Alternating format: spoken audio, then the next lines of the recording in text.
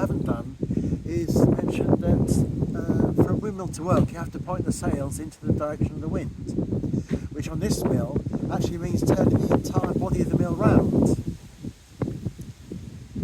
which you do that by raising the steps at the back and pushing. I can demonstrate. Lift this up.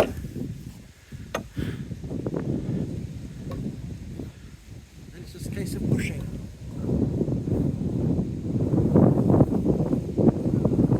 I'm pushing about 21 tons.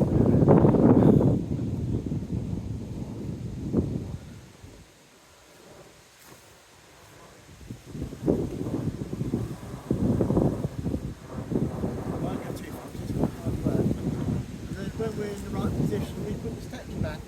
I'm going to push it back now.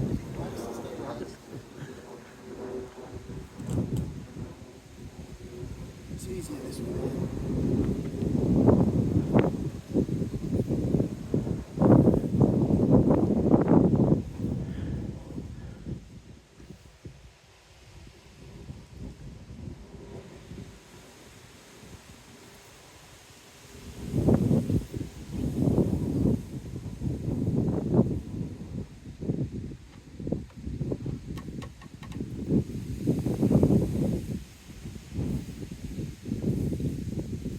So there aren't many windmills you can do that without pushing around.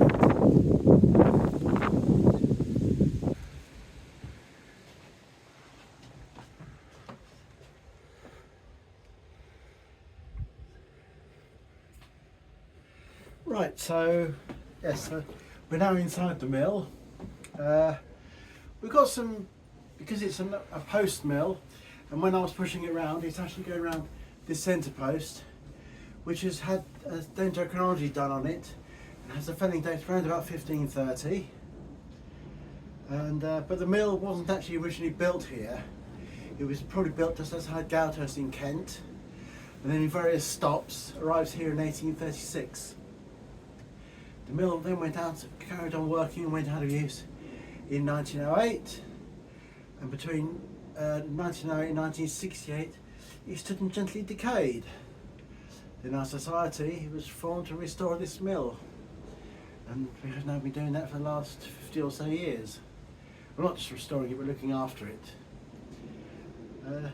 We've got some interesting dates here. We've got a date here of 1823, well 1823 we think it is, but it's difficult to say. And then there's one over here which is difficult to see. 1817 WS, so 1817, yes, see that.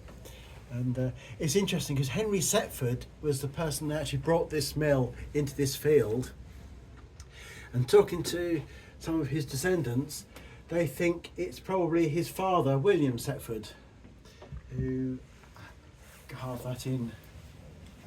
So we're going to have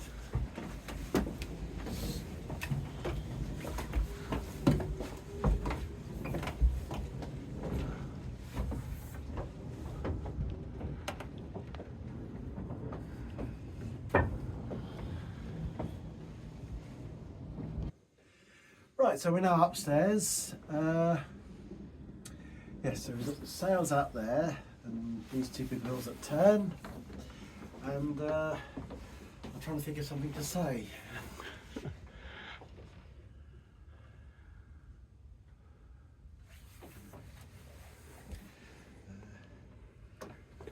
Yeah, so we've got the, I'll just move, this is, oh that might be something of interest, this is actually a mock-up of one of the teeth that fit in this wheel.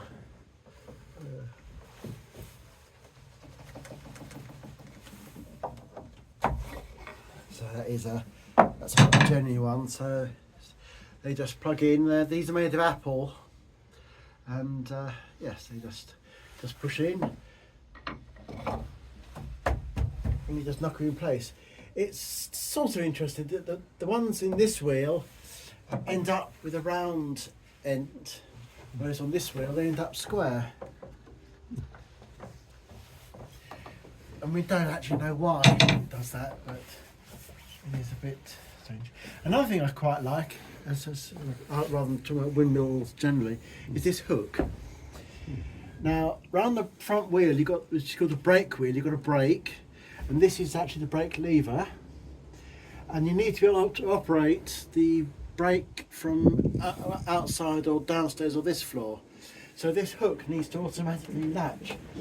Now, because it's windy outside, if I let the brake off, the sails might actually turn. So we will see. So it automatically hooks itself. And then because it's off. Because you don't want to have to come up to release it, a sharp flick, and it releases itself. Which I quite like that.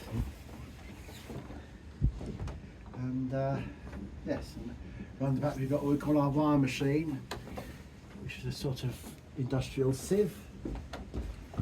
Hole. Yes.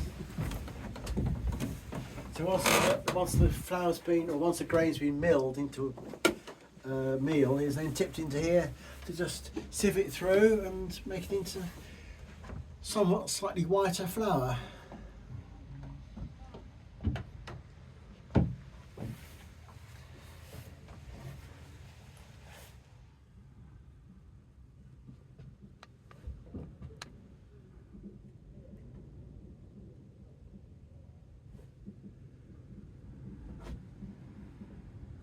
It's amazing how you can feel it swaying in the wind, can't you?